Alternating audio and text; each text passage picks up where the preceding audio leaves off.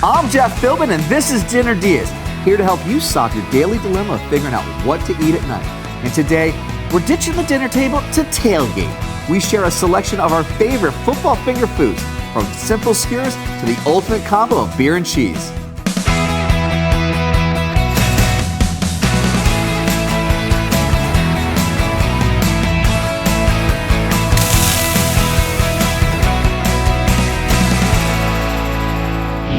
Food and football, a perfect pairing, because who wants to watch their team get slaughtered on an empty stomach? Why, yes, I am a Jets fan. How'd you know? And with the season back in full swing, what better time to dig through the Dinner DeeAs recipe box and revisit some of our favorite tailgating treats? We kick off with an idea from Aleka Shunk. She's a recipe creator, photographer, and writer whose home entertaining inspo can be found at alekasgettogether.com. And she shared her dish of sweet chili chicken skewers. I'm gonna just take my chicken thighs here, and I'm gonna trim off some of the excess fat because we don't need, chicken thighs itself are very moist and juicy. Sure. Which is why I love thighs. Breasts are very dry, so we don't really need all this extra fat. So if we can just trim them and then dice up our chicken, it doesn't matter if it's not like all uniform in size because chicken thighs, like I said, are very forgiving. Sure. And if we overcook one, it's not gonna end up drying out. Perfect. One chicken and then one, so it doesn't matter if they're not all perfectly the same. They kind of remind me of gyro. Okay. Everyone calls it a gyro. Yeah. So, now you're of Greek descent. So, what is the proper pronunciation? Gyro. It's not gyro. It's not that gyro. No, but this is kind of reminds me of because in Greece and some Greek places around that sell it have the rotisserie, yes, and they layer the meat. The pork, chicken, whatever it is, and they layer on top of each other, and it comes out so juicy because it's such thin layers of meat, and then they shave it off, and this is kind of reminds me of it a little bit. It kind of has a little bit of yeah. All right. So we're gonna add about a tablespoon of salt. It seems like a lot, but most of it's just gonna sit in the marinade. It's not gonna really go into the chicken. Okay. Some pepper, freshly cracked. I like some onion powder. Nice. Some get all that in there. Some garlic powder because I feel like. You add onion powder, you have to pair it with garlic powder. It's got to be like both of them. It's Can't leave one out. It's a They're dynamic like brother, duo. sister. Exactly. Some chili powder. Okay. Some smoked paprika. Very which nice. I think if you've never used smoked paprika, you should try to play around with the flavors because it really adds such another layer. Oh, totally. I don't think a lot of people are used to it. But these are all approachable ingredients so far. Yeah, for sure. Some mayonnaise. Very nice. Keep it nice and thick and add a little bit of fat. And then the best stuff. This is why it's called sweet chili chicken skewers. Nice. Some sweet chili sauce. Now, this is mild. Okay. If you want to get spicy, if you like some heat, you can definitely pick a regular sweet chili sauce, and there's all kinds in the store. Pick what you like, but make sure if you don't like heat, it says mild, because the other day you went all in and I was like, oh, too spicy. And it kind of ruined the meal for you there. So you can always add up, but you can't take it away. And it's safer if you're having guests over, unless you know everybody likes it spicy. It's better to just keep it more on the mild side. Okay. So we're gonna mix all this up, and then once this is nice and combined, we are going to cover it with some saran wrap. Okay. Yep, here we go. Okay. And then we're gonna let it marinate overnight, or like I said, at least an hour. At least an hour. Overnight, if you do more than 24 hours, it'll get mushy chicken. Okay. So we don't want to do it too long. After our chicken is marinated, at least an hour, if not overnight. So this is 24 hours we're going on here. We're going to do the fun part and skewer our chicken. So you can use wooden skewers if you want. Usually I grill these outside. If you have a grill, go outside. I like them grilled.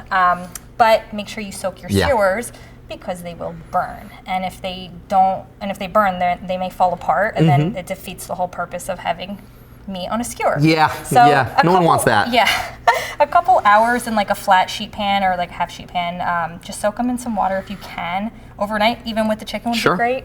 But we're gonna do it on a grill pan, so you don't really need to really need to soak them. They're not gonna burn. It's one less step to have to do. We're gonna do like a little drizzle of olive oil in the grill pan, nice and hot. We want to hear a nice sizzle, and then we can just lay them perpendicular to the way the grill grates are going. Yeah. You can see it smoking. It looks nice and good, yeah. Oh yeah, we're just gonna make sure we get all that oil everywhere. And Oh yeah. There we go. Very nice.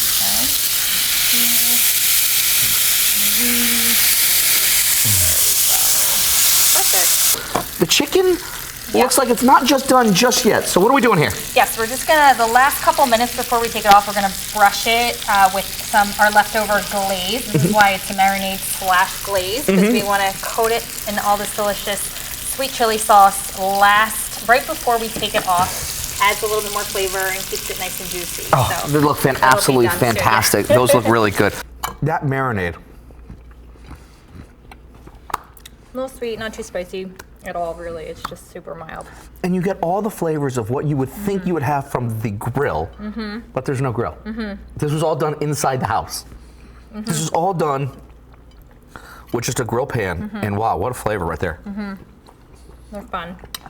My son loves these, so I'm sure your son will. It's family friendly. Anything on a stick, yeah. Grab the recipe for those skewers at our website, dinnerdeas.com, where Aleka also shared how to make a fantastic watermelon feta salad. We're taking a time out after the break. Ribs, but make it corn. All will be revealed ahead on Dinner Diaz.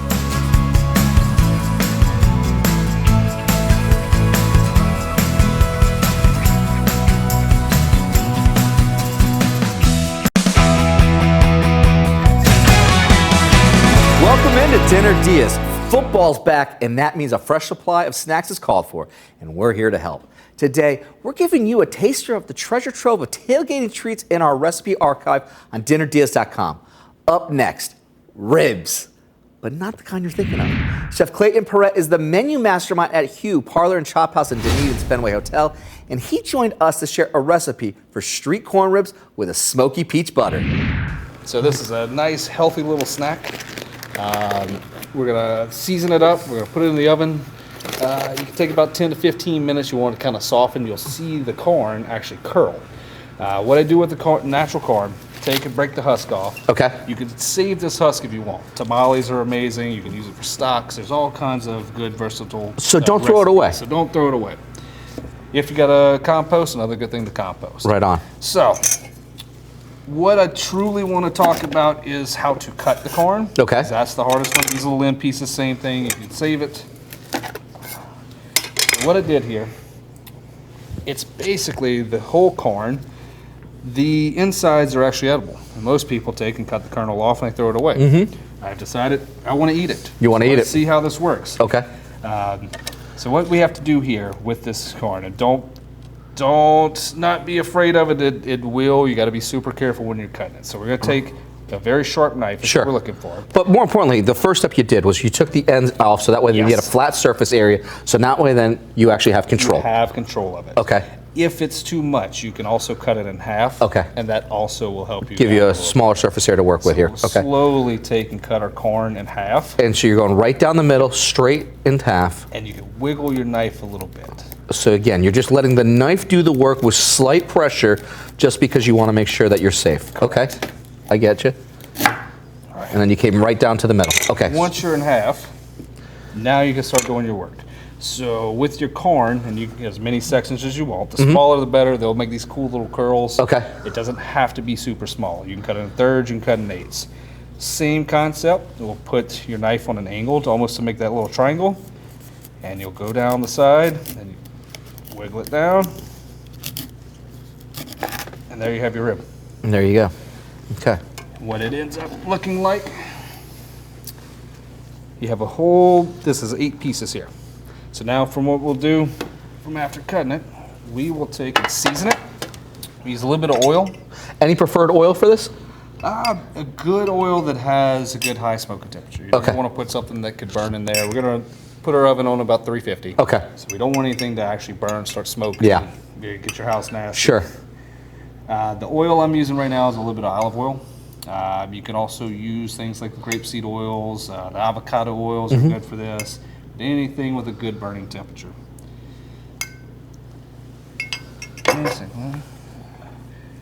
Now there's a multitude of seasonings. Sure. You can use. I paired this with a peach butter. Okay. But you could take and also season this very well, put it in your oven and eat it just like that. Okay. What I'm going to do with mine is I'm just doing salt and pepper. So keeping it real simple because the peach butter is really what you want to celebrate. That's the flavor that we want to pair with this. All right, salt, a little pepper. The secret here, and you might have to add a little bit more oil, we're going to massage this. Okay. So we want this to make sure we coat all that corn. That oil is going to help the cooking process. And now it's even better because now you get that distribution, so that way then you're not getting clumps of pepper or clumps of salt. This is an important step here. That's it. It's nice, even. And the oil's going to help hold that heat in. You're going to get a nice, cool little curl to it, and a cool little snack. I love it. And then that's going to go into the oven. All right. Here. And how long is that going to go in the oven for? So we're going to do about 10 minutes. About 10 minutes. This is more of a preference area. Okay. So that's the beauty of this. 10 minutes, you should have a nice tender corn. Okay. If you like a lot of color and you want to see the outside almost look like you put it on a grill and it charred up, Sure. you can go longer. Okay. The longer you go, the darker it will get. The 10 minutes is a good temperature, though, to actually be edible. Put a couple of these on a plate, and this is an awesome shareable snack. What a fun, inventive way to enjoy corn. That's it. That's it. You know? It's, you're not set doing one standard recipe. There's so many versatile things that makes, the dinner fun, Totally. exciting, it's talkable. And we're just going to pour this peach sauce right over it. You can eat it. Some people a little differently, I eat the centers. The other one is almost like eating like the actual rib meat off of the bone. So just dig in and. Oh, yeah. I got to get more of that little spicy peach butter. Cool. Wow. Chef Clayton's rib recipe is waiting for you to grab at our website, dinnerdeas.com, where we also have the details on the duck and dirty rice he made with it. After the break, we bring out the bacon as we layer up a super salad ahead on Dinner Dias.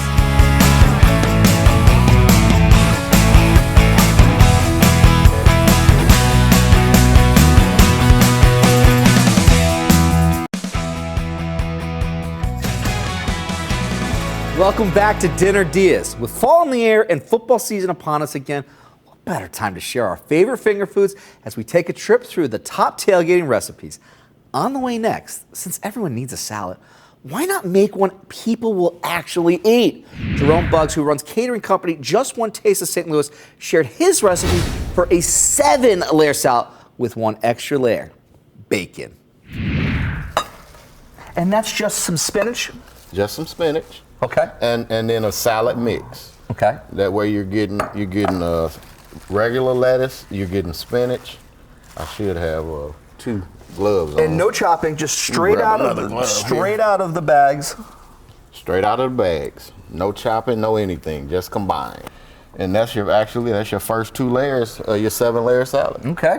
2 out of the way. So let's go with the others. We're gonna chop up some of these green onions.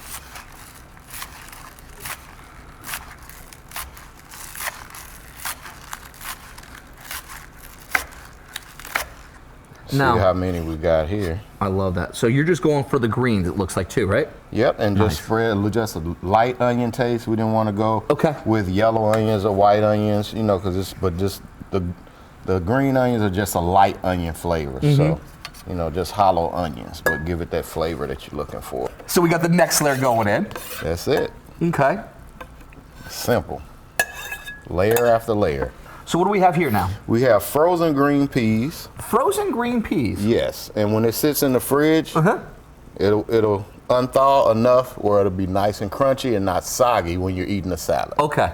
Yes, so just do frozen, and once you combine everything together, you'll see it's gonna give it a good crunch. Okay.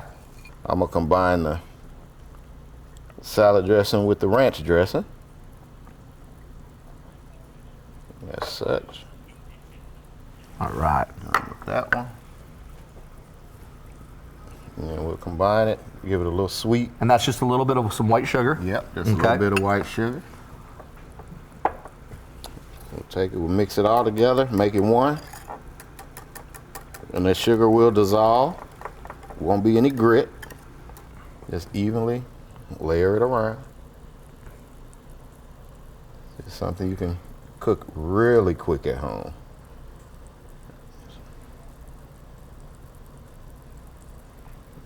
Just want to layer it. Don't be shy. It's gonna even it out, but you can see now it's enough. It's gonna sink down in there. You know, some people will put their cheese on under the dressing. You can put it on or over, but the main thing, I put it on under the cheese. I put the dressing under the cheese so it can sink all the way down. I like that. And then I just top it with the real bacon. The real bacon. The last final layer. This is like the whole that little bit, bacon. that little love right there. Okay. Real, yes, not bacon crisp or you know, the imitation. This is the real stuff. You got to have the real deal for this. And that gives it a whole nother flavor. So you're gonna get so many different flavors in this salad. It's like, I can't believe this is salad. I love it. This is worth eating your greens for. Get every layer now.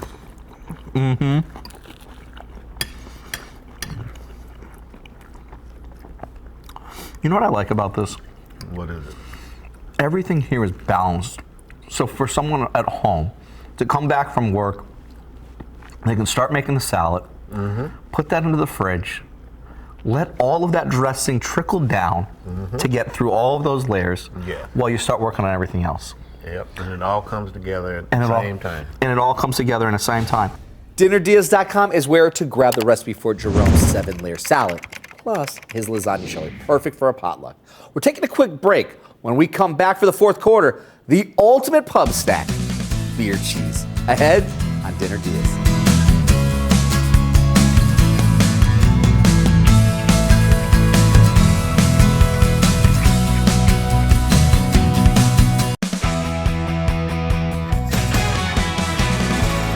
Welcome back to Dinner Deals. It's tailgating time today as we share some super snack foods in honor of the turn of football season. If you happen to have any beer to spare ahead of your next get-together, why not try our final recipe today from Chef Sean Ekman, Executive Chef at Yinling Draft House and Kitchen. So we're going to start off with just a hot pan. Okay. We're going to get a little bit of butter in here going and melting. Nice. So building just what's a simple roux, butter and flour. Okay. Not super hard, not super difficult. Get that butter melted down, and we're going to put our flour in. Whisk that flour around, let it get all even and smooth. Biggest thing is we don't want any lumps. So for this one, we're bringing out our Lord Chesterfield Ale. Lord Chesterfield himself coming through in the canned version. Absolutely, and this is one of our historic recipes. We've been brewing this since 1829. So 194-year-old recipe. So get all the lumps out of there. Now, what is it about this particular beer that you like to have for this beer cheese? So Lord Chesterfield Ale has a little bit of more bitterness, similar to other styles, but it is a true ale type of beer. So we're looking for that bitterness to counteract with the cheese. Cheese obviously has a little bit of salt to it that we're looking for, and obviously plays very well with it. So salt and bitter actually counteract each other. A lot of people think you add sugar to counteract it, but it's actually salt that brings bitterness down. So that's why I purposely put those two together. So, and that's why you're seeing that be paired with pretzels so often or not, then, right? Just because of just that play off of the palate. Okay. Yep, absolutely. And this is looking good. So I've got one problem real quick is I only need about a cup of beer for that. So I have about 4 ounces of beer left over. If you know any ways to get rid of that by chance. It's a tough job, but someone's got to do it for everybody here. So now that we got our beer in and it's smooth and we're starting to get a little bit of bubble there, we're going to go in with some milk. Again, this is going to help with the creaminess of the cheese and the final overall texture. Now we're just using whole milk here? Just whole milk, nice and simple. We're not looking for heavy cream or half and half. Next, we're going to go in with some spices.